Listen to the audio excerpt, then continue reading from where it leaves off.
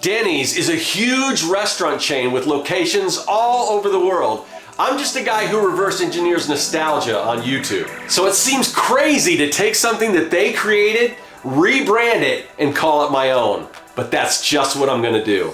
You see, on this channel, we like to take the vintage stuff we remember from when we were young and recreate it, adding a few unique style choices to make it our own. It's a process I've dubbed reventification. Denny's has been around for over 70 years and has had their share of children's menus. I recently picked up their current children's menu, but over the years they've had a variety of different iterations, from various licensed characters to bizarre attempts at creating their own original IP. I'm not sure what marketing genius thought this was a good idea. Believe it or not, I even created a Denny's children's menu as a cross promotion for a children's show that I created back in the 90s, but that's another story. Looking back at the history of Denny's children's menus, the menus I remember most fondly were the ones with a character's face that you could pop out and wear proudly on your head. I did some online research trying to track down some of these vintage menus from the late 70s and early 80s. I had a number of these when I was a kid, but one that I never had was the robot, or Denny droid. After falling down a number of rabbit holes and several dead ends, I managed to get my hands on this vintage 1977 Denny droid paper mask menu. I'm super stoked to add this to my collection of retro ephemera, and I was able to use it as a blueprint to make my own paper mask based on classic Universal Studios monsters. Here are the masks that I created, but as you can see, they're not menus. There's nothing on the back. So we need to design menus for our mask, and that means we got some work to do. Join me, Scott Circlin, in the art lab. Let's suit up. Here we are back in the art lab where we are going to be designing a menu for our 4 character masks. As you can see here, there's a lot to do. We actually have food that we have to prepare and photograph. We've got characters to design, all the graphic design. So without any further delay, let's get to it. Even though I've already created the 4 masks for our characters, that's only their faces. We need to figure out what the body for each of our characters looks like. I'll start with our female vampire bride, Countess Custard. She represents the desserts on our menu, as evidenced by her hair made of a swirl of soft serve ice cream. I'm going to give her a Neapolitan color scheme of brown, white, and pink. Of course, she'll be holding some of her signature desserts. Now on to our main monster, Frankenburger, the master of the lunch and dinner menu. With a hamburger piled up high and stitched to his head, he's sure to be a favorite among kids frequenting our made-up restaurant.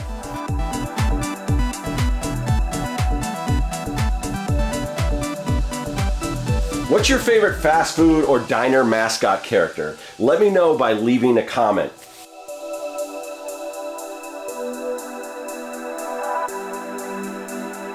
Because breakfast is the most important meal of the day, we'll split it between 2 monsters. First up, the Yummy, our mummy character, created from a body made from pigs in a blanket, all wrapped in bacon.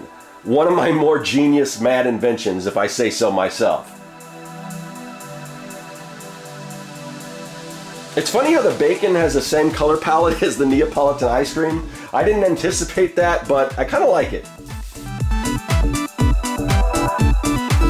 Our final character is loosely based on the Gill Man from Creature from the Black Lagoon. I wanted to create a swamp monster made of runny eggs. This is one monster that benefits from a full body design as opposed to just the mask of his face. He definitely has that slimy, mucky vibe that I've been looking for. I'm really happy with the look of our fearsome foursome. Now, let's take a break and go shopping for the ingredients for our menu items. With our mask and characters designed, now it's time to design the back of our menu, and for that, we need menu items. So, let's get cooking.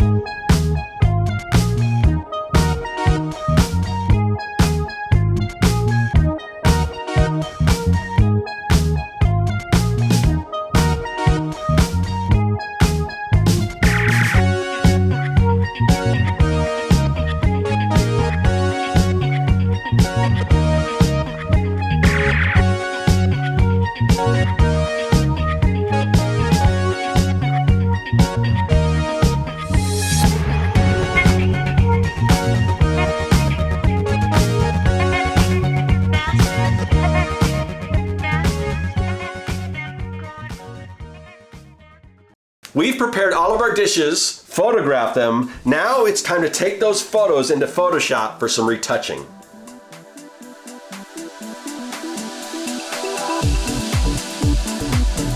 I created all of the full body characters separate from the menu background, so now I'm going to go ahead and drop those in too.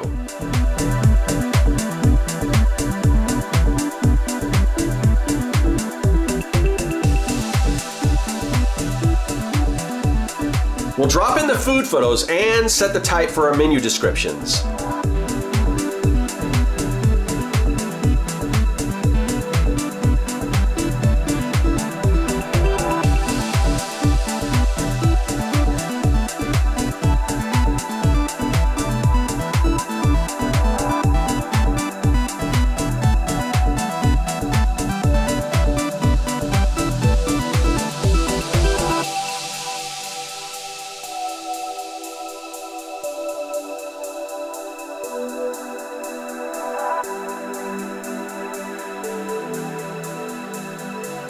The back is really coming along nicely. Next, we need to add the back side with the menu to the front side with the mask. As you can see, in addition to the mask, I've added some straps and some additional pop-out elements to make the construction of this project a little more interactive.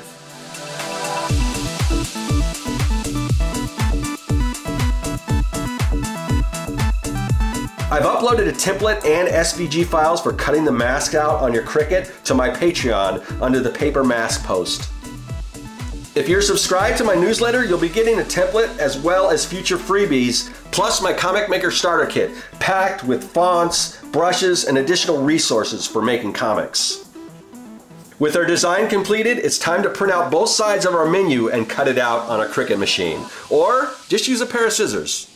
This turned out way better than I expected. And as much as I love my original Denny's robot menu, I think we took this paper mask menu concept to a whole other level. Here, check it out.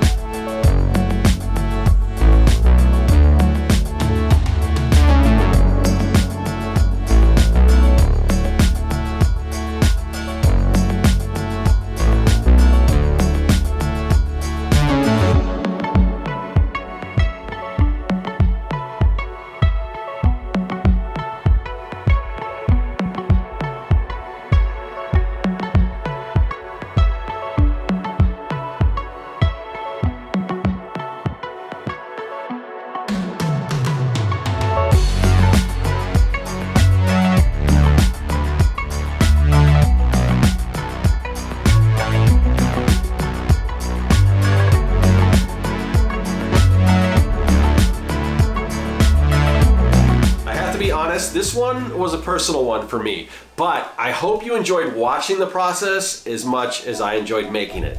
Who knows, maybe the next project we reverse engineer on this channel is something that you remember fondly from your childhood. So, pop those like and subscribe buttons like you pop out a paper mask from a menu. And if you want to see us give the reventification treatment to another project, you can click this video right up here. Oh, you know, I remember these Denny's menus fitting a lot better when I was a kid.